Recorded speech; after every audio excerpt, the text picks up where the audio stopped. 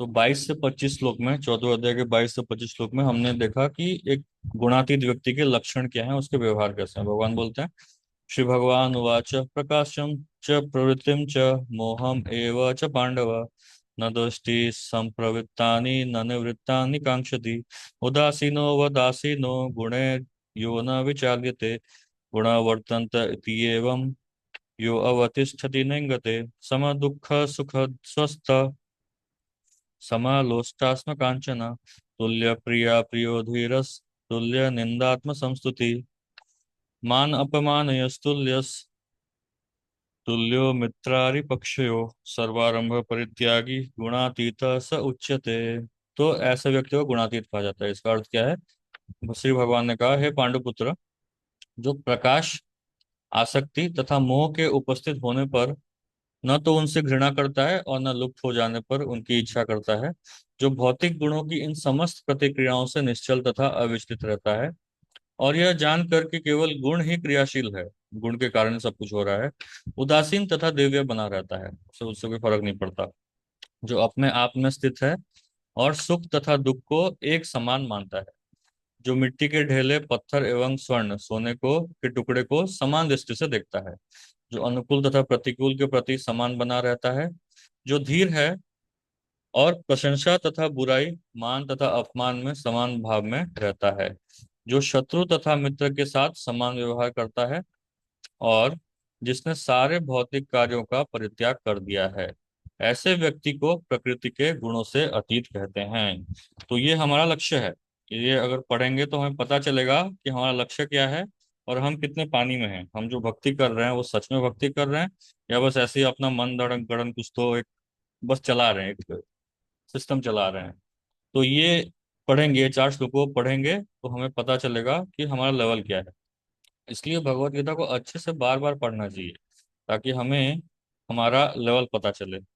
अभी ये जो 4 श्लोक थे, इसमें भगवान ने एक गुणातीत व्यक्ति, मतलब जो गुणों के ऊपर चला गया है, उसके लक्षण और उसके व्यवहार वो कैसे होते हैं उसके बारे में बताया।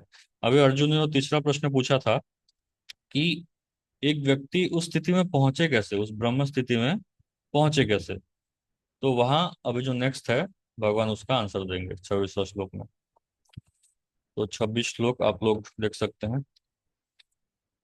माम चयो अव्यभिचारेण भक्ति योगेन सेवते सगुणान् समतीत्येतान् ब्रह्म भूयाय कल्पते। तो भगवान बोल रहे हैं, माम चयो अव्यभिचारेण भक्ति योगेन सेवते।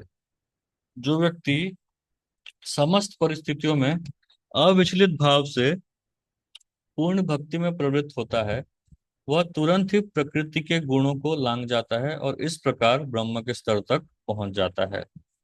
तो भगवान डायरेक्टली बोल रहे हैं, जो मेरी माम चयो अव्यभिचारिणा भक्ति, तो मेरी जो अव्यभिचारी भक्ति, व्यभिचारी मतलब जो यहाँ वहाँ घूमते रहता है, व्यभिचार मतलब गलत कार्य, यहाँ वहाँ इसका यहाँ वहाँ मुंह मारना, इधर उधर जाना, उसको व्यभिचार कहा जाता है।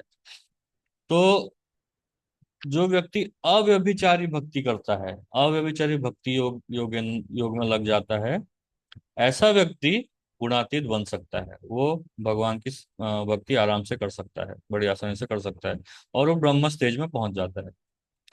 अव्यभिचारी मतलब प्रभुपाद जी उसका ट्रांसलेशन देते हैं इंग्लिश में, विदाउट फेल, बिना रुके हुए, बिना कोई फेलियर के वो भक्ति करता रहता है। तो ऐसा व्यक्ति जो होता है वो ब्रह्म स्टेट में पहुंच सकता है, जो समस्त परिस्थितियों में अविचलित भाव से पूर्ण भक्ति में प्रवृत्त होता है, वह तुरंत ही प्रकृति के गुणों को लांघ जाता है और इस प्रकार ब्रह्म के स्तर तक पहुंच जाता है। तो इस तरह से हम ब्रह्म स्तर में पहुंच सकते हैं।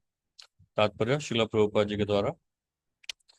तात्पर्य, यह श्लोक अर्जुन के तृतीय प्रश्न के उत्तर स्वरूप है। प्रश्न है, दिव्य स्थिति प्राप्त करने का साधन क्या है?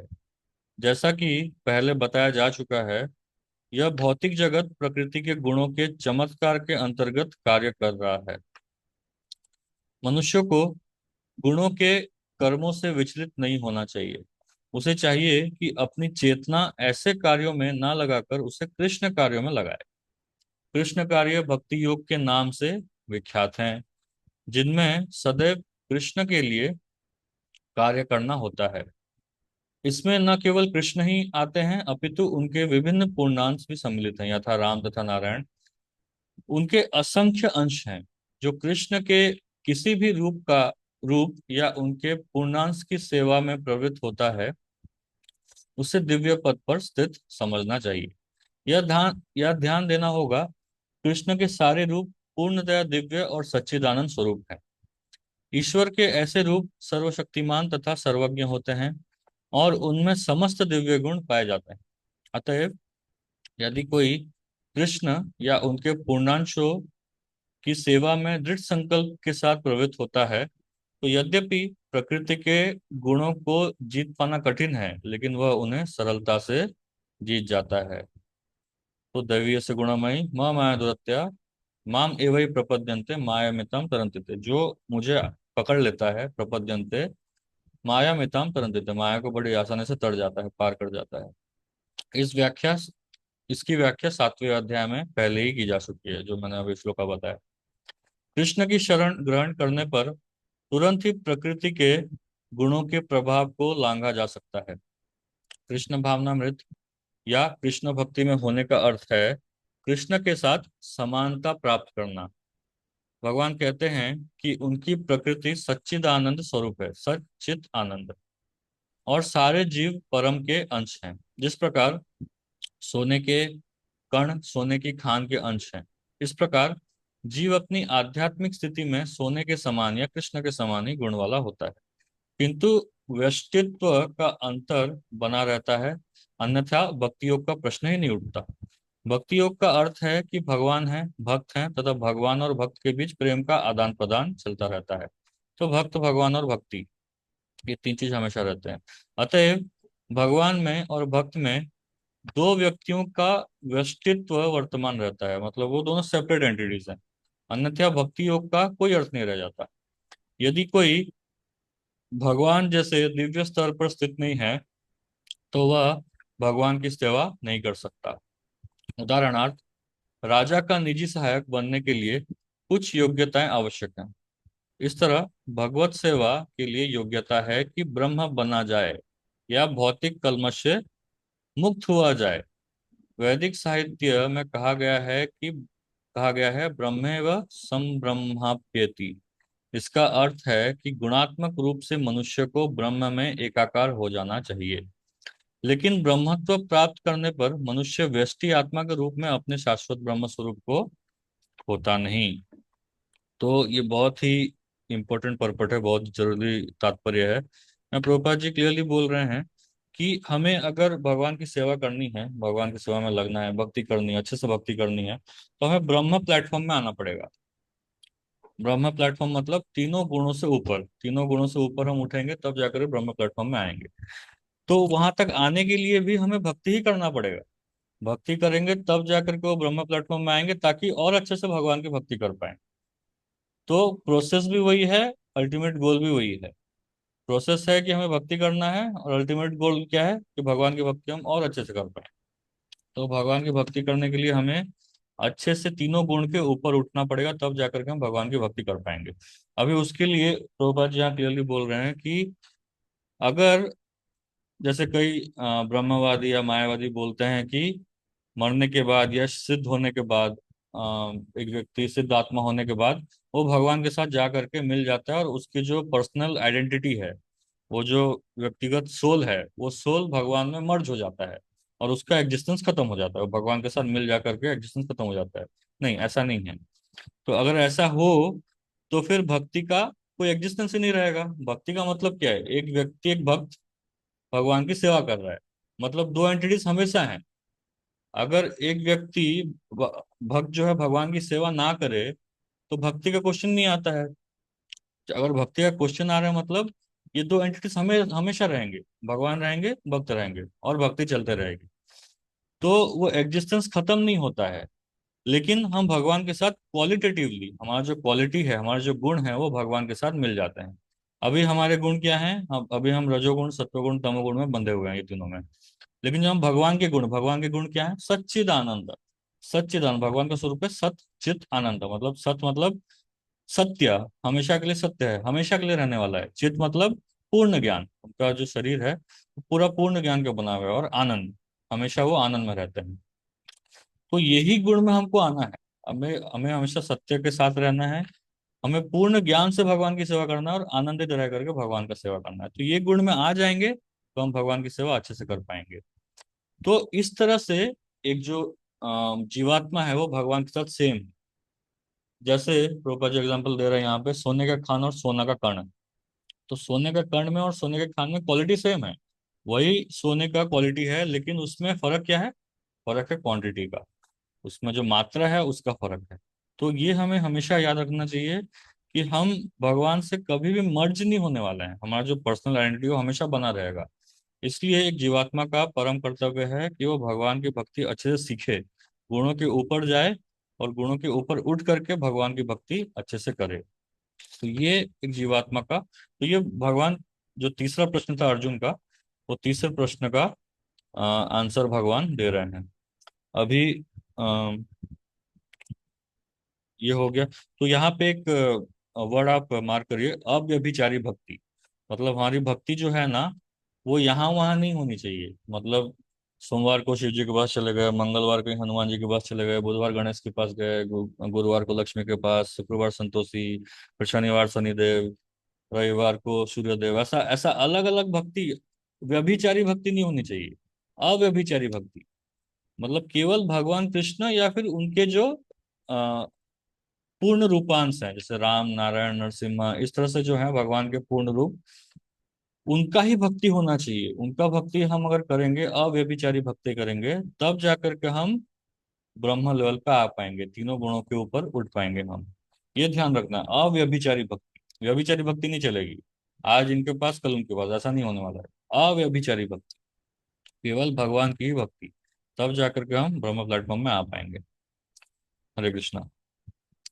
तो अभी नेक्स्ट लास्ट श्लोक है इस चैप्टर का। यहाँ भगवान बोलते हैं, यहाँ भगवान बताएंगे ब्रह्म के बारे में, और थोड़ा क्लियर करेंगे भगवान। ब्रह्मणो ही प्रतिष्ठा हम, अमृतस्य अव्ययस्य च, शाश्वतस्य च धर्मस्य, सुख सुखस्य ऐकितांकस्य च। यहाँ भगवान बोल रहे हैं, और मैं ही उस निराकार ब्रह्म का आश्रय हूँ, जो अमर है, जो अमर्त्य है, अविनाशी तथा शाश्वत है, और चरम सुख का, चरम सुख का स्वाभाविक पद है। तो भगवान बोल रहे हैं कि उस जो इससे पहले जो भगवान ने ब्रह्म के बारे में बताया था, ब्रह्म स्टेज में आना, ब्रह्म प्लेटफॉर्म में पहुंचना, तो भगवान बोल रहे हैं जो ब्रह्म है, जो निराकार ब्रह्म है, उसका आश्रय कौन है? मैं हूँ। मेरे ऊपर ही वो ब्रह्म आश्रित है। तो ब्रह्म ज्योति कहा जाता है कि ब्रह्म ज्योति जो है वो भगवान की रोशनी है, भगवान की तेज है, भगवान का तेज है। तो ये लास्ट है। कोई पढ़ना चाहेंगे तात्पर्य? हरे कृष्णा प्रभु जी। हाँ पढ़िए प्रभु जी। ब्रह्म का स्वरूप है अमरता, अविनाशिता, शाश्वता तथा सुख। ब्रह्म तो दिव्य साक्षात्कार का शुभारंभ है। परमात्मा इस दिव्य साक्षात्कार की मध्य या द्वितीय अवस्था है, और भगवान परम सत्य के चरम साक्षात्कार है। अतः परमात्मा तथा निराकार ब्रह्म दोनों ही परम पुरुष के भीतर रहते हैं। 7वें अध्याय में बताया जा चुका है कि प्रकृति परमेश्वर की अपरा शक्ति की अभिव्यक्ति है। भगवान इस अपरा प्रकृति में परा प्रकृति को गर्भस्थ करते हैं, और भौतिक प्रकृति के लिए यह आध्यात्मिक स्पर्श है। जब इस प्रकृति द्वारा बद्ध जीव आध्यात्मिक ज्ञान का अनुशीलन करना प्रारंभ करता है, तो वह इस भौतिक जगत के पद से ऊपर उठने लगता है, और क्रमश परमेश्वर के ब्रह्म बोध तक उठ जाता है। ब्रह्म बोध की प्राप्ति आत्म संस्कार की दिशा में प्रथम अवस्था है। इस अवस्था में ब्रह्मभूत व्यक्ति भौतिक पद को पार कर जाता है, लेकिन वह ब्रह्म संस्कार से पूर्णता प्राप्त नहीं कर पाता। यदि वह चाहे तो इस ब्रह्म पद पर बना रह सकता है, और धीरे धीरे परमात्मा के साक्षात्कार को और फिर भगवान के साक्षात्कार का को प्राप्त हो सकता है। वैदिक साहित्य में इसके उदाहरण भरे पड़े हैं। चारों कुमार पहले निराकार ब्रह्म में स्थित थे, लेकिन क्रमश क्रमश वे भक्ति पद तक उठ गए। जो व्यक्ति निराकार ब्रह्म पद से ऊपर नहीं उठ पाता, उसके नीचे गिरने का डर बना रहता है।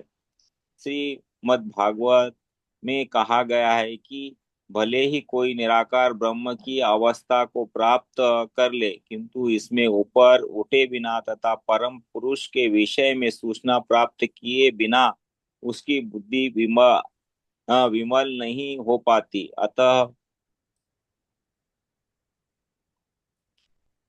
अ, अतः ब्रह्मपद तक उठ जाने के बाद भी यदि भगवान की भक्ति नहीं की जाती, तो नीचे गिरने का भय बना रहता है। वैदिक भाषा में यह भी कहा गया है कि रसो वेश रसम होवाय लब्धानबि भवति। रस के आगार भगवान श्री कृष्ण को जान लेने पर मनुष्य वास्तव में दिव्य आनंदमय हो जाता है। तैत्तरीय उपनिषद 271। परमेश्वर छह ऐश्वर्यों से पूर्ण है, और जब भक्त निकट पहुंचता है तो इन छह ऐश्वर्यों का आदान प्रदान होता है। राजा का सेवक लगभग राजा के ही समान पद का भोग करता है। इस प्रकार शाश्वत सुख, अविनाशी सुख तथा शाश्वत जीवन भक्ति के साथ साथ चलते हैं। अतएव भक्ति के ब्रह्म साक्षात्कार का शाश्वता या अमरता सम्मिलित रहते हैं। भक्ति में प्रवृत्त व्यक्ति में यह पहले से ही प्राप्त रहते हैं। हम्म। जीव यद्यपि स्वभाव से यहाँ यहाँ पे बहुत सारे कॉन्सेप्ट प्रभुपाद जी ने बताए हैं, तो थोड़ा उनको क्लियर कर लेते हैं। सबसे पहला तो प्रभुपाद जी स्टार्ट कर रहे हैं बोलना कि तीन अलग अलग भगवान को रियलाइज करने के, भगवान को समझने के तीन अलग अलग स्तर होते हैं। तो आप में से कोई बता सकता है वो तीनों स्तर के नाम, कौन कौन से स्तर होते हैं भगवान को समझने के, परम सत्य को समझने के तीन स्तर। यस यस हो गया बता। हाँ बोलो। तो ये पहले तो परमात्मा के रूप में, हाँ। और ब्रह्म ज्योति, निराकार, और साक्षात भगवान। हाँ तो तीनों में डिफरेंस क्या है? ब्रह्मा, परमात्मा, भगवान, ठीक है, तीनों में डिफरेंस क्या है? अ, जो परमात्मा है वो हमारे हृदय में रहते हैं। हाँ। मतलब वो तो सभी के पास है, इनको इनको रियलाइज नहीं कर पाते। और जो निराकार ब्रह्म है उसमें भगवान की ज्योति है, वो भगवान के शरीर से निकलता हुआ ऐश्वर्य से, और स्वयं भगवान तो स्वयं भगवान है। हाँ तो इसको ना, ये चीज को हमें अच्छे से समझना पड़ेगा। ये ब्रह्म, परमात्मा, भगवान, ये जो तीन स्तर है, इसको अच्छे से समझना बहुत आवश्यक है। भागवतम में एक श्लोक आता है, ब्रह्मेति ब्रह्मेति परमात्मेति भगवान इति शब्दते।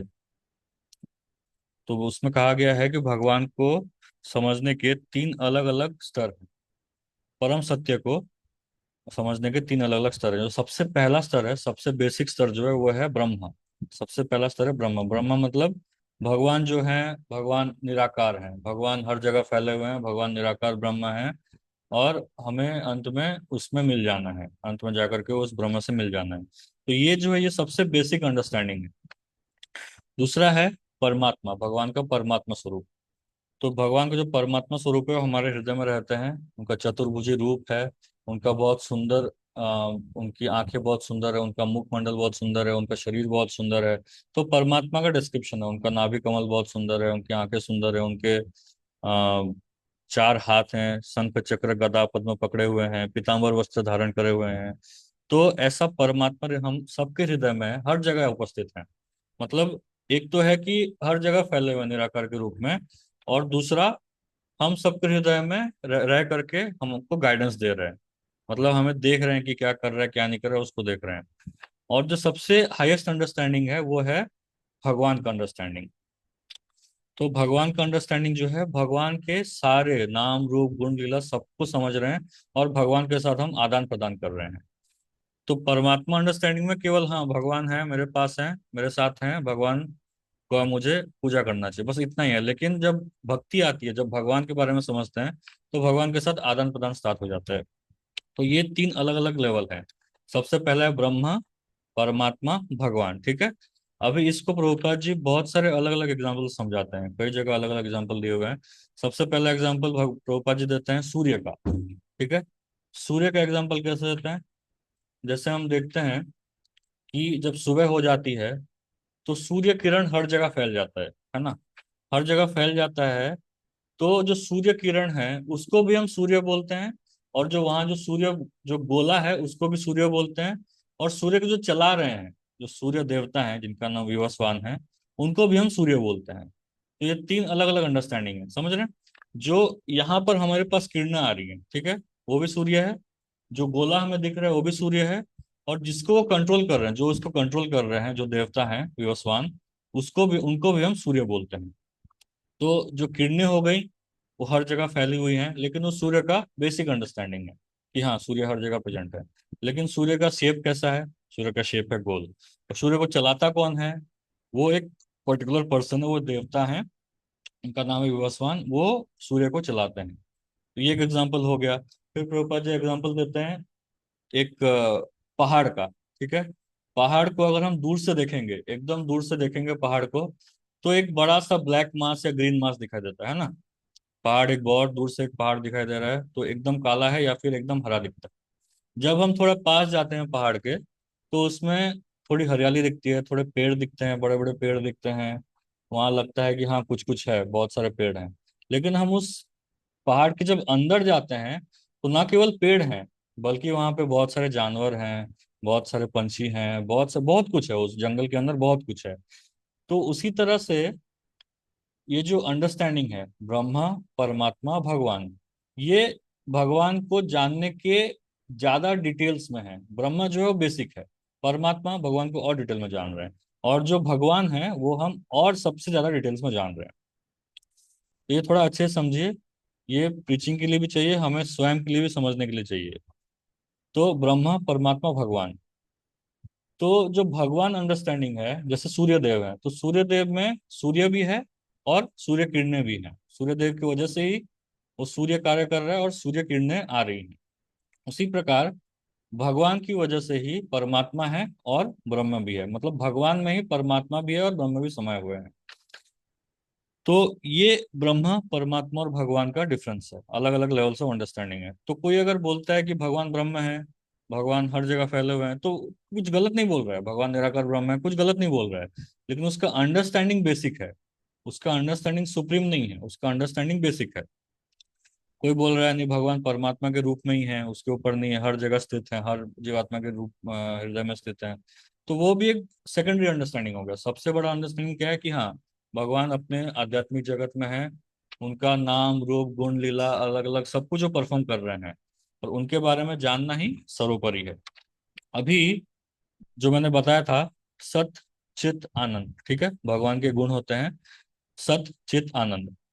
तो जो ब्रह्म है, ब्रह्म में केवल सत फीचर रहता है। सत मतलब सत्य, हमेशा के लिए, इटरनल, हमेशा के लिए रहता है। ब्रह्म में केवल भगवान का सत गुण रहता है, सत फीचर। फिर जो परमात्मा है, उसमें सत और चित, मतलब वो इटरनल भी है, हमेशा के लिए है, और चित मतलब पूरा ज्ञान, पूर्ण ज्ञान है उनमें, और उनको जानने के लिए हमें पूर्ण ज्ञान चाहिए। सत और चित, परमात्मा में सत और चित रहता है। और जो भगवान है, पूर्ण पुरुषोत्तम भगवान है, उनमें सत, चित, आनंद तीनों रहता है।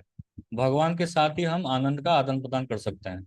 ना ही ब्रह्मा के साथ आनंद का आदान प्रदान होगा, ना ही परमात्मा के साथ। केवल पूर्ण पुरुषोत्तम भगवान जिनके बारे में हम जानते हैं, जिनके नाम रूप गुण लीला के बारे में हम जानते हैं, उनके साथ ही हमारा आदान प्रदान हो सकता है। तो थोड़ा टेक्निकल है, लेकिन बहुत इंपॉर्टेंट है समझना। अभी जो यहाँ पे, यहाँ तक कोई डाउट है तो पूछ सकते हैं आप, फिर मैं आगे बताऊंगा इनको। आप लोग क्लियर हो गया ब्रह्मा, परमात्मा, भगवान का? अभी आप बता सकते हो Nimai Pandit group difference? Yes yes sorry. बोलो। क्या क्या बताओ? तीनों का, ब्रह्मा क्या है, परमात्मा क्या है, भगवान क्या है? किस कंटेक्स्ट पे बताओ?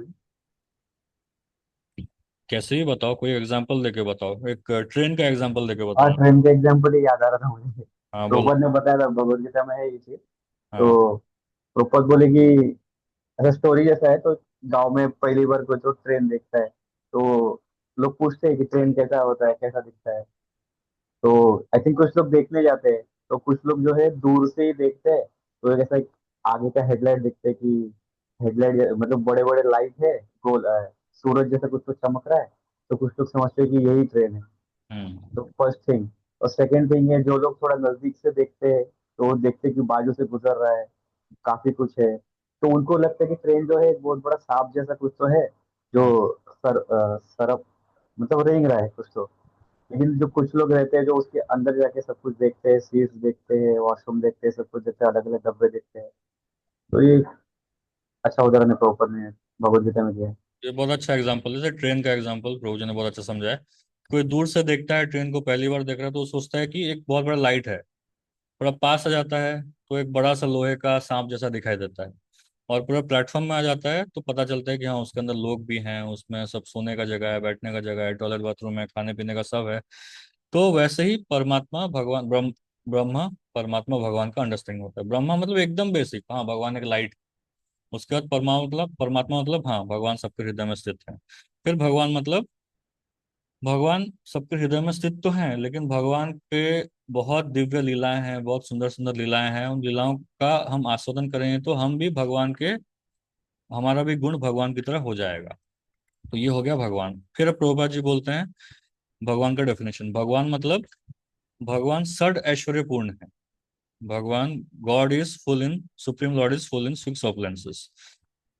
सो ये छह ऑपुलेंस कोई बता सकता है? भगवान के छह ऑपुलेंस कौन कौन से हैं? भगवान के छह ऐश्वर्य कौन कौन से हैं?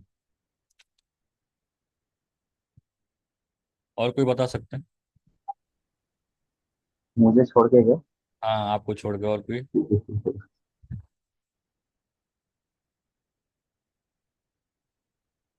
बोलिए बोलिए, इतना इन साल वो भगवद गीता पढ़ रहे हैं, सब आ रहे हैं क्लासेस में।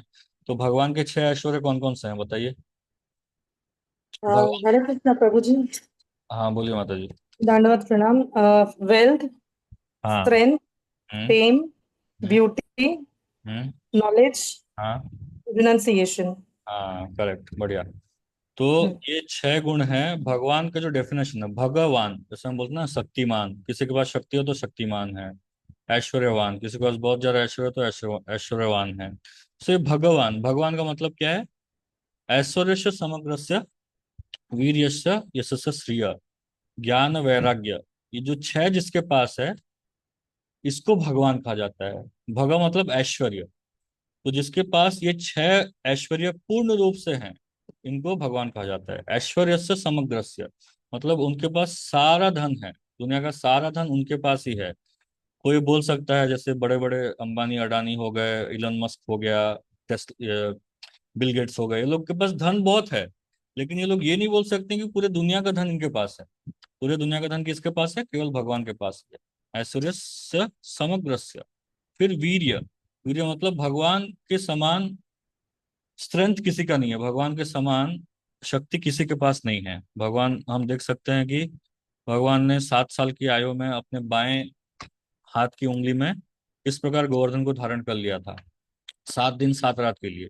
उसको छोड़ करके ये पूरे ब्रह्मांड को भगवान धारण कर रहे हैं, एफर्टलेसली धारण कर रहे हैं। ऐसा नहीं कि उनको जिम जाना पड़ता है, एब्स बनाना पड़ता है, मसल्स बनाना पड़ता है, ये नहीं। भगवान इफर्टलेसली अनंत शेष के रूप में ये पूरे ब्रह्मांड को धारण किए हुए हैं।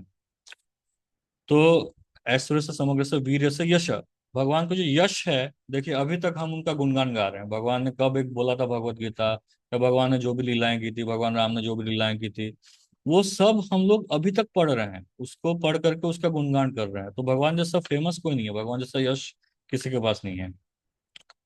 ऐश्वर्य समग्र से वीर्य से यश, श्रिय, श्रिय मतलब सुंदरता, भगवान की सुंदरता। भगवान की तरह सुंदरता, भगवान की तरह सुंदर कोई नहीं है। भगवान की सुंदरता की बात की जाती है तो भगवान को मदन मोहन कहा जाता है। मदन मोहन मतलब जो, मदन मोहन जो कामदेव को भी आकृष्ट कर दे।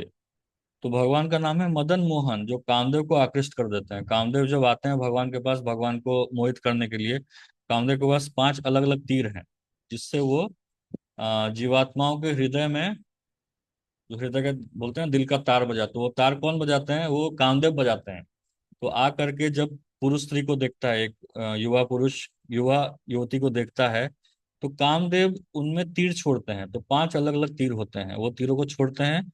तो उससे किसी ना किसी तीर से वो घायल हो जाता है। जो जीवात्मा होता है, जो युवक युवती होते हैं, या कोई भी पुरुष स्त्री को देखता है, स्त्री पुरुष को देखता है, तो उससे कामदेव के तीरों से कोई बचकर नहीं जा सका आज तक। तो लेकिन जब कामदेव भगवान को देखता है, भगवान को जब देखता है कामदेव, तो भगवान की सुंदरता को देख करके कामदेव ही ढेर हो जाते हैं। कामदेव का सेंस नहीं रहता है कि वो तीर मारे भगवान को देख करके। तो भगवान की सुंदरता इतनी है कि उसका कोई तुलना ही नहीं है। भगवान की सुंदरता का कोई तुलना नहीं है। तो श्रीय, भगवान के समान सुंदर भी कोई नहीं है। उसके बाद ज्ञान, भगवान की तरह ज्ञानी कोई पुरुष नहीं है। भगवान के समान ज्ञानी कोई नहीं हो सकता है। भगवान ने भगवत गीता का ज्ञान दिया है, देखिए आज तक हम उसी को बेसिस लेकर के सारे आध्यात्म का सार मानते हैं। कोई भी आध्यात्मवादी होता है, वो बिना भगवत गीता को एग्जाम्पल, यहाँ तक कि मुस्लिम क्रिश्चियन भी भगवत गीता को बहुत एग्जाम्पल्स देते हैं। तो भगवत गीता का एग्जाम्पल्स दिए बिना, उसके श्लोकों को कोट किए बिना कोई आज अध्यात्मवाद में रहता नहीं है। तो इसलिए भगवान के समान ज्ञानी कोई नहीं है। भगवान को ज्ञान में कोई पीछे नहीं कर सकता है। और अंत में वैराग्य, भगवान के जितना बड़ा वैरागी कोई नहीं। ये सब होने के बाद आप सोचिए, किसी के पास थोड़ा धन है तो कितना आसक्त हो जाता है, कोई थोड़ा सुंदर हो जाता है तो कितना आसक्त हो जाता है, किसी के पास थोड़ी फेम आ जाती है तो कितना आसक्त हो जाता है। लेकिन भगवान के पास ये सब होने के बाद भी भगवान सबसे बड़े वैरागी हैं। ये हम, इसका एग्जाम्पल तो वैसे बहुत सारा है, लेकिन हम देख सकते हैं विशेष करके भगवान जब भगवान ने अर्जुन के सारथी का रोल सिलेक्ट किया, मतलब अर्जुन का ड्राइवर बन गए भगवान। तो उस समय ऐसा नहीं होता था, जो सारथी होते थे बैटल फील्ड में कुछ सुनाई देता है, युद्ध भूमि में कुछ नहीं सुनाई देता है। तो जो घुड़सवार होता है, घुड़सवार थोड़ा पीछे होता है, जो रथी होता है वो पीछे होता है, और जो सारथी होता है, जो ड्राइवर होता है, वो काफी आगे होता है। तो उसको कुछ बोलेंगे ना तो सुनाई देगा, क्योंकि पास में ही दूसरा योद्धा भी खड़ा है, बहुत सारे योद्धा खड़े हैं। तो लेफ्ट राइट बोल रहा है, तो कौन लेफ्ट राइट बोल रहा है कुछ पता नहीं चल रहा है। तो अगर बोलना है, सारथी को बोलना है कि लेफ्ट जाना है, तो लेफ्ट कंधे पे लात मारना पड़ता था। राइट जाना है तो राइट कंधे पे लात मारना पड़ेगा, और सीधा आना है तो पीछे पीठ पे लात मारना पड़ेगा। तो भगवान ने अर्जुन के लिए, अपने भक्त के लिए ऐसा रोल भी लिया था। तो भगवान जितना बड़ा भक्त वत्सल और भगवान जितना वैरागी, बड़ा वैरागी कोई नहीं हो सकता है। भगवान का सब कुछ होते हुए भी भगवान ने अर्जुन का ड्राइवर बनना पसंद किया था। तो ये 6, ऐश्वर्य से समग्रस्य, वीर्यस्य यशस्य श्रेय, ज्ञान और वैराग्य, ये 6 भग, या ये 6 ऐश्वर्य जिसके पास है, ये उन्हीं को भगवान कहा जा सकता है। तो ये भगवान है। ऐसा भगवान के बारे में कंप्लीट अंडरस्टैंडिंग, ये भगवान प्लेटफॉर्म है। समझ रहे हैं जो हम डिस्कस कर रहे थे, ब्रह्मा परमात्मा भगवान, ये भगवान प्लेटफॉर्म हो गया। भगवान के सारे गुणों के बारे में हम चर्चा कर रहे हैं, उनकी लीलाओं के बारे में चर्चा कर रहे हैं। तो ये भगवान प्लेटफॉर्म है। अभी आगे रूपा जी बोलते हैं, और कोई पढ़ सकते हैं तात्पर्य यहाँ से?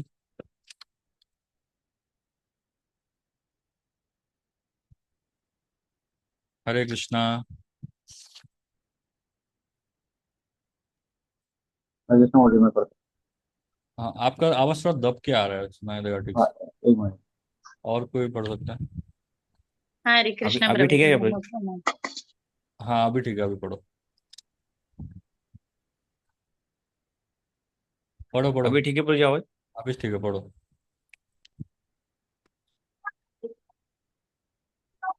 कोई आवाज नहीं आया। ठीक है, पढ़ो पढ़ो। हाँ सॉरी सर। ये जीव यद्यपि स्वभाव से ब्रह्म होता है, लेकिन उसमें भौतिक जगत पर प्रभुत्व जताने की इच्छा रहती है, जिसके कारण वह नीचे गिरता है। अपनी स्वाभाविक स्थिति में जीव तीनों गुणों से परे होता है, लेकिन प्रकृति के संघर्ष से वह अपने को तीनों गुणों सतो रजो तथा तमो गुण में बांध लेता है। इन्हीं तीन गुणों के संसर्ग के कारण उसमें भौतिक जगत पर प्रभुत्व जताने की इच्छा होती है। पूर्ण कृष्ण कृष्ण भावनावृत में में भक्ति में प्रवृत्त होने पर वह तुरंत दिव्य पद को प्राप्त होता है और उसमें प्रकृति को वश में करने की जो अवैध इच्छा है वो दूर हो जाती है। अतएव भक्तों की संगति करके भक्त की नौ विधियों भक्त की नौ विधियों थोड़ा ऊपर ले लीजिए। श्रवण कीर्तन स्मरण आदि का अभ्यास करना चाहिए। धीरे धीरे ऐसी संगति से तथा गुरु के प्रभाव से मनुष्य की प्रभुता जताने वाली इच्छा समाप्त हो जाती है और वह भगवान की दिव्य प्रेम भक्ति में दृढ़ता पूर्वक स्थित हो सकेगा। इस विधि की संस्तुति का अध्याय इस अध्याय के 22वें श्लोक से लेकर इस अंतिम श्लोक तक की गई है। भगवान की भक्ति अति सरल है। मनुष्य को चाहिए कि भगवान की सेवा में लगे, श्री विग्रह को अर्पित भोजन का उच्छिष्ट खाए, भगवान के चरण कमलों पर चढ़ाए गए पुष्पों की सुगंध सूंघे, भगवान के लीला लीला स्थलों का दर्शन करे, भगवान के विभिन्न कार्यकलापों और उनके भक्तों के साथ प्रेम विनिमय के बारे में पढ़े, सदा हरे कृष्ण महामंत्र का जप करे, इस महामंत्र की दिव्य ध्वनि का कीर्तन करे और भगवान तथा उनके भक्तों के आविर्भाव तथा तिरुभाव को मनाने वाले दिव्य दिनों में उपवास करें। ऐसे करने से मनुष्य समस्त भौतिक गतिविधियों से विरक्त हो जाएगा। इस प्रकार जो व्यक्ति अपने को ब्रह्म ज्योति या ब्रह्म बोध के विभिन्न प्रकारों में स्थित कर सकता है वह गुणात्मक रूप से भगवान के तुल्य है। हरे कृष्णा। तो यहाँ प्रभुपाद जी बहुत सुंदर बहुत सिंपल तरीके से समझा रहे हैं कि कैसे हमें ब्रह्म प्लेटफॉर्म में आना है। वैसे तो ये जीवात्मा ब्रह्म प्लेटफॉर्म में ही रहता है, लेकिन एंजॉय करने के लिए, एंजॉय करने की प्रवृत्ति के कारण वो इस भौतिक जगत में आकर के तीनों गुणों से बद्ध होकर के फिर वो इस भौतिक जगत में घूमते रहता है, यहाँ वहाँ भटकते रहता है।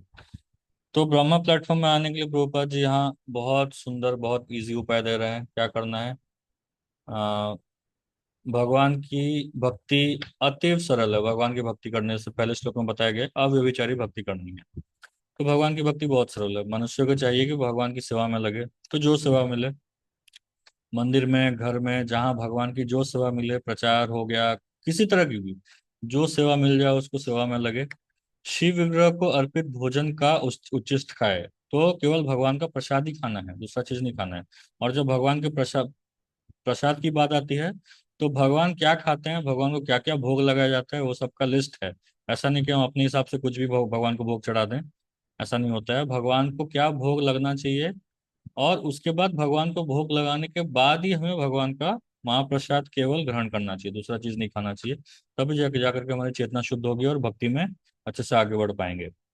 फिर भगवान के चरण कमलों पर चढ़ाए गए पुष्पों की सुगंध सूंघे। भगवान को जो पुष्प चढ़ा रहे हैं उनका सुगंध सूंघना चाहिए। पहले तो पुष्प चढ़ाना चाहिए, फूल चढ़ाना चाहिए भगवान को। ऐसे तो बॉम्बे में देखा जाए फूल मिलता नहीं इतना, प्लास्टिक का फूल लगा देते हैं आजकल लोग घर में। तो वो सब नहीं लगाना है, एक्चुअल फूल भगवान को ऑफर करके उसको सूंघना है, उसको सूंघेंगे। फिर भगवान के लीला स्थलों का दर्शन करें। भगवान ने जहाँ जहाँ लीलाएं की हैं, वृंदावन, मायापुर, पुरी, अयोध्या, द्वारका, ऐसे सब जगह में जा करके वहाँ उन लीला स्थलों का दर्शन करें। भगवान के विभिन्न कार्यकलापों और उनके भक्तों के साथ प्रेम विनिमय के बारे में पढ़े। मतलब भगवद गीता, श्रीमद् भागवतम का निरंतर अध्ययन करना है हमें। भगवान और उनके भक्तों के आदान प्रदान के बारे में हमें पढ़ना है। सदा हरे कृष्णा कृष्ण कृष्ण हरे हरे, हरे राम राम राम हरे हरे, इस महामंत्र की दिव्य ध्वनि का कीर्तन करें। कीर्तन करें, कीर्तन करना ज्यादा इंपॉर्टेंट है। जब तो करना ही है, लेकिन इस युग का युग धर्म है हरिनाम संकीर्तन, हरिनाम जप नहीं। हरिनाम जप तो हमें हमारी शुद्धि के लिए बताया गया, मतलब हमारा मन कंट्रोल में रहे, इसलिए हमें गुरु हमें माला का जप करने के लिए देते हैं। लेकिन इस युग धर्म, युग का धर्म क्या है? युग का धर्म है हरिनाम संकीर्तन। तो जितना ज्यादा हो सके कीर्तन में पार्ट लेना चाहिए, घर में स्वयं कीर्तन करना चाहिए, कीर्तन का प्रोग्राम रखना चाहिए, मंदिर में आकर के जितना ज्यादा कीर्तन हो सके उसमें उसमें पार्टिसिपेट करना चाहिए। जो रास्ते में हरिनाम संकीर्तन में जाते हैं वक्त उसमें पार्टिसिपेट करना चाहिए। तो जितना ज्यादा हो सके संकीर्तन, मतलब साथ में आ करके जो कीर्तन होता है उसमें ज्यादा शक्ति है, उसमें हमें भक्ति में लाने की ज्यादा शक्ति है।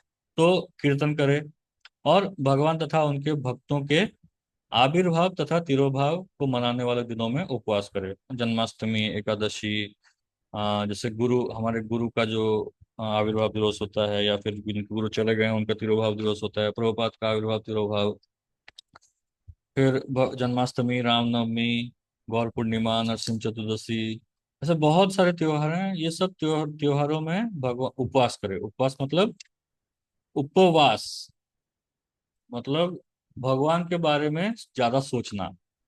तो उसके लिए क्या होता है, हमारे जो भौतिक चीजें हैं, भौतिक नीड्स हैं, उसको कम करना है, कम से कम खाना है। विशेष करके हमारा प्रॉब्लम होता है एकादशी के दिन। एकादशी के दिन हमें करना चाहिए उपवास, लेकिन दिन भर यही सोचते रहते हैं कि क्या आज खाने में बनाएं, एकादशी में क्या खा सकते हैं प्रभु जी। क्वेश्चन यही रहता है कि एकादशी में क्या खाना चाहिए, एकादशी में हम क्या क्या बना सकते हैं, यही क्वेश्चन रहता है। लेकिन एक्चुअल में क्या होना चाहिए कि कितना, कैसे हम ज्यादा से ज्यादा जप करें, कैसे हम भगवान का ज्यादा भक्ति करें, कैसे हम ज्यादा शास्त्र पढ़ें, कैसे हम भगवान में मन लगाएं, ये प्रश्न होना चाहिए। लेकिन हमारा प्रश्न क्या होता है, एकादशी में प्रभु जी क्या खा सकते हैं। तो हमारी चेतना कितनी ज्यादा अन्नमय है, सोचिए कितना ज्यादा अन्न में हमारा चेतना घुसा घुसा हुआ है। तो फास्टिंग मतलब जितना बेसिक नीड्स है जप करने के लिए उतना करने का। एकदम सिंपल हो गया, दूध दूध ले लिए, फ्रूट्स ले लिए, थोड़ा बॉइल्ड कुछ खा लिए, बस हो गया। इतना वेराइटीज करने का एकादशी में फिर कोई मतलब ही नहीं है, फिर एकादशी करने का मतलब ही नहीं है। फिर एकादशी करें ही क्यों, खा पी के करो फिर। मेन चीज है भगवान का अच्छे से भक्ति करना, जितना कम हो सके भौतिक नीड्स, तो भौतिक नीड्स को कम करके भगवान की सेवा में लगना, भगवान की भक्ति में लगना। ये उपवास का तात्पर्य है, उपवास का मेन जो कार्य है ये है। अगर यही नहीं कर रहे हैं तो फिर वो भौतिक नीड्स को कम करने का मतलब क्या है। अगर हम दिन भर सो रहे हैं तो उपवास करके, अगर दिन भर सो रहे हैं तो उपवास करने का मतलब नहीं। दिन भर खा रहे हैं, उपवास के नाम पर इसका पकौड़ा, उसका पूरी, उसका हलवा, ये सब खाए जा रहे हैं, फिर वो उपवास का मतलब ही क्या है, कोई मतलब ही नहीं है ना। तो उससे अच्छा हम उपवास ना ही करें। तो इसलिए जितना ज्यादा हो सके हमें भगवान की भक्ति में ध्यान देना चाहिए। क्या खाना है उसके ऊपर ज्यादा ध्यान नहीं देना उपवास के दिन। ठीक है, तो ये बहुत ही सरल पद्धति है, भगवान की भक्ति करने की बहुत सरल पद्धति। इतना हमें करना है तो हम बहुत जल्दी ही, प्रभुपाद बोल रहे हैं कि हम ब्रह्म स्थिति में पहुंच जाएंगे। तो इस प्रकार श्रीमद् भगवद गीता के 14वें अध्याय प्रकृति के 3 गुण का भक्ति वेदांत तात्पर्य पूर्ण हुआ। अभी भगवान ने यहाँ पर तीनों गुणों के बारे में बता दिया, और तीनों गुणों के ऊपर उठने के बारे में बताया है, कैसे इस भौतिक जगत के ऊपर उठाया जा सकता है। अभी भगवान थोड़ा बताएंगे, भगवान इसके बाद बताएंगे कि भौतिक जगत और आध्यात्मिक जगत में डिफरेंस क्या है, आध्यात्मिक जगत में कैसा रहता है, और मैं स्वयं किस तरह इस भौतिक जगत में कार्य करता हूँ। तो जो अगला जो अध्याय आएगा, ये तो अध्याय खत्म हो गया, अगला जो अध्याय आएगा इसका शीर्षक है पुरुषोत्तम योग। भगवान पुरुषोत्तम के रूप में किस प्रकार इस पूरे संसार में फैले हुए हैं, इस चैप्टर में उसके बारे में व्याख्या की जाएगी। तो भगवान सबसे पहला श्लोक है 15वां श्लोक।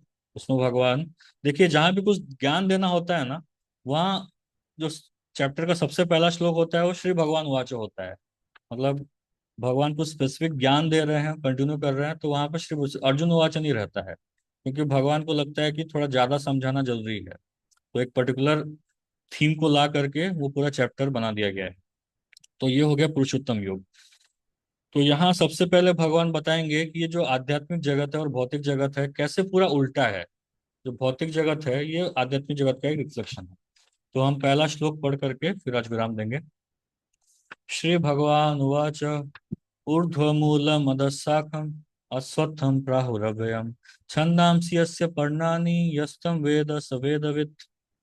तो भगवान बोल रहे हैं, श्री भगवान ने कहा जाता है, ध्यान से सुनिए, कहा जाता है कि एक शाश्वत अश्वत्थ वृक्ष है, पीपल का पेड़, जिसकी जड़ें तो ऊपर की ओर हैं और शाखाएं नीचे की ओर हैं, तथा पत्तियां वैदिक स्रोत हैं। जो इस वृक्ष को जानता है वह वेदों का ज्ञाता है। तो ये भगवान भौतिक जगत के बारे में बता रहे हैं कि भौतिक जगत कैसा है। एक उल्टा पीपल का पेड़ के समान है, जिसका जिसके जो रूट्स हैं ऊपर की तरफ हैं और जिसके जो ब्रांचेस हैं वो नीचे की तरफ। तो तात्पर्य कोई और कोई पढ़ेंगे? हरे कृष्णा प्रभु जी, दंडवत प्रणाम। मैं करूं? हाँ पढ़िए माता जी। तात्पर्य जगत गुरु श्रील प्रभुपाद द्वारा। श्रील प्रभुपाद की जय। भक्ति योग की महत्ता की विवेचना के बाद यह पूछा जा सकता है, वेदों का क्या प्रयोजन है। इस अध्याय में बताया गया है कि वैदिक अध्ययन का प्रयोजन कृष्ण को समझना है। अतएव जो कृष्ण भावना भावित है, जो भक्ति में रत है, वह वेदों को पहले से जानता है। इस भौतिक जगत के बंधन की तुलना अश्वत्थ के वृक्ष से की गई है। जो व्यक्ति सकाम कर्मों में लगा है, उसके लिए इस वृक्ष का कोई अंत नहीं है। वह एक शाखा से दूसरे में और दूसरी से तीसरी तीसरी में घूमता रहता है। इस जगत रूपी वृक्ष का कोई अंत नहीं है, और जो इस वृक्ष में आसक्त है, उसकी मुक्ति की कोई संभावना नहीं है। वैदिक स्रोत जो आत्मोन्नति के लिए है, वे ही इस वृक्ष के पत्ते हैं। इस वृक्ष की जड़ें ऊपर की ओर बढ़ती है, क्योंकि वे इस ब्रह्मांड के सर्वोच्च लोक से प्रारंभ होती है, जहाँ पर ब्रह्मा स्थित है। यदि कोई इस मोह रूपी अविनाशी वृक्ष को समझ लेता है, तो वह इससे बाहर निकल सकता है। बाहर निकलने का इस विधि को जानना आवश्यक है। पिछले अध्यायों में बताया जा चुका है कि भव बंधन से निकलने की कई विधियां है। हम 13वें अध्याय तक यह देख चुके हैं कि भगवत भक्ति की सर्वोत्कृष्ट विधि है। भक्ति का मूल सिद्धांत है भौतिक कार्यों से विरक्ति तथा भगवान की दिव्य सेवा में अनुरक्ति। इस अध्याय के प्रारंभ में संसार से आसक्ति तोड़ने की विधि का वर्णन हुआ है। इस संसार की जड़ें ऊपर को बढ़ती है। इसका अर्थ है कि ब्रह्मांड के सर्वोच्च लोक से पूर्ण भौतिक पदार्थ से यह प्रक्रिया शुरू होती है। वहीं से सारे ब्रह्मांड का विस्तार होता है, जिसमें अनेक लोग उसकी शाखाओं के रूप में होते हैं। इसके फल जीवों के कर्मों के फल के, अर्थात धर्म, अर्थ, काम तथा मोक्ष के द्योतक है।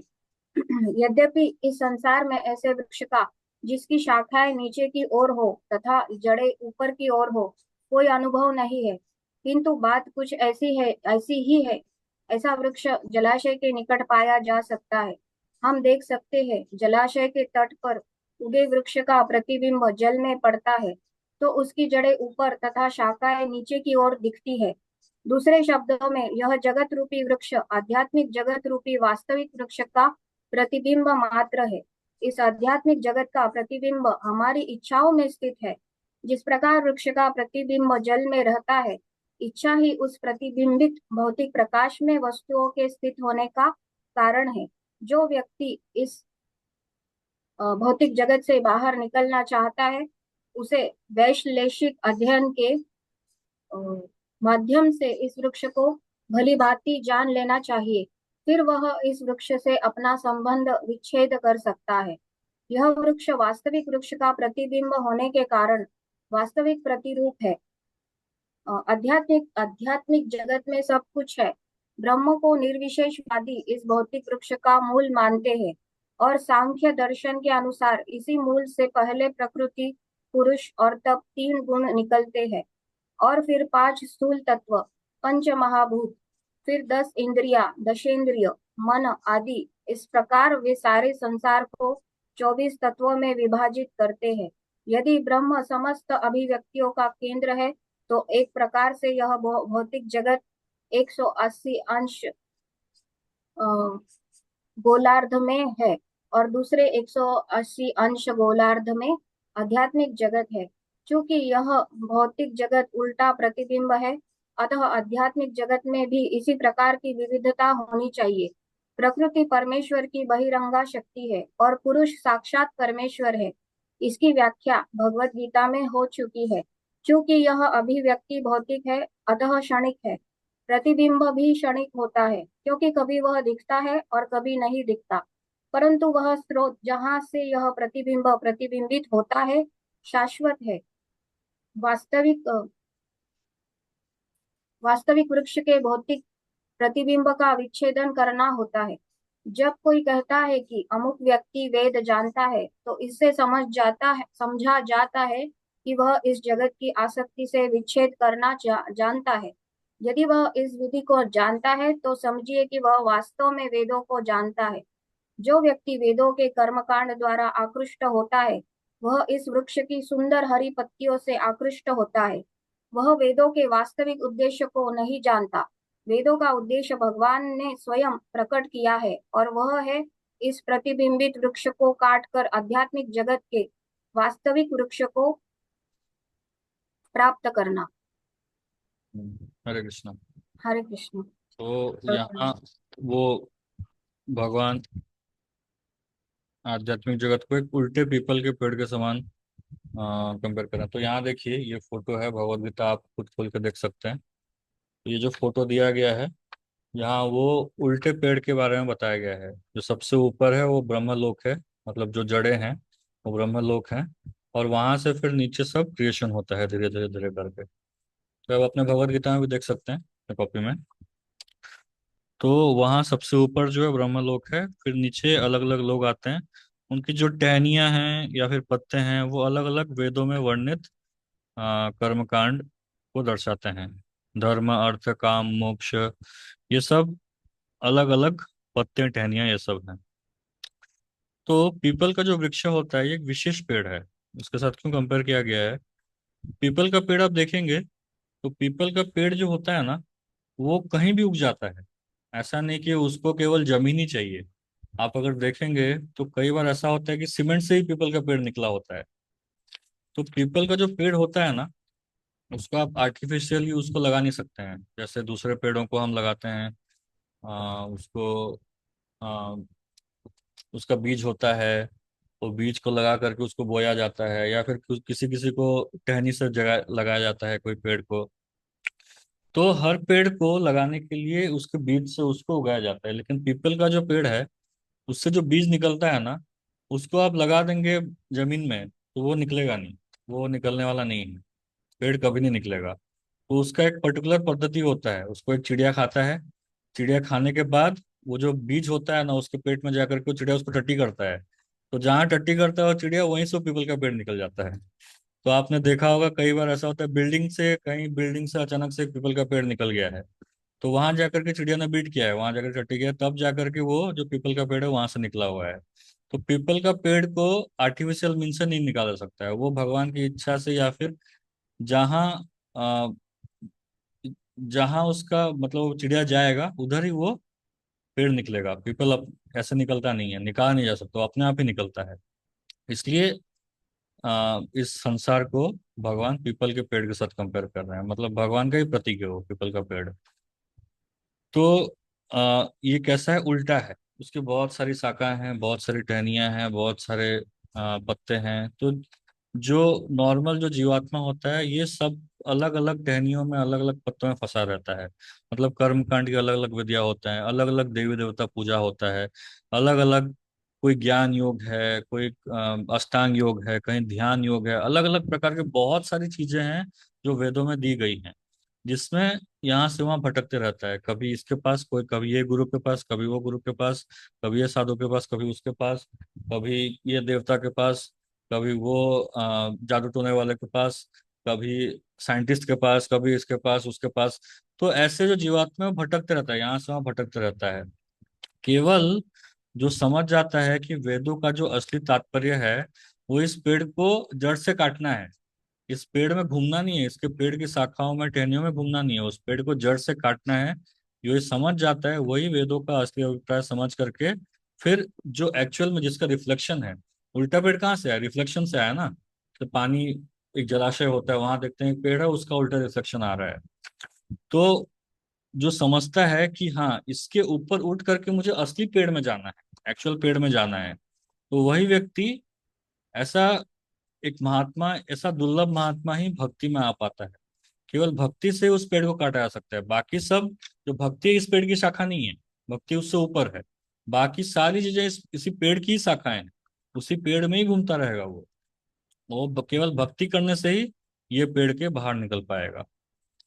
तो इसके बारे में, स्पिरिचुअल वर्ल्ड के बारे में, आध्यात्मिक जगत के बारे में आगे चल करके भगवान और डिटेल में नेक्स्ट श्लोकों में समझाएंगे। तो हरे कृष्णा। तो आप लोग किसी कोई प्रश्न है तो पूछ सकते हैं, तो हम यही विराम देते हैं।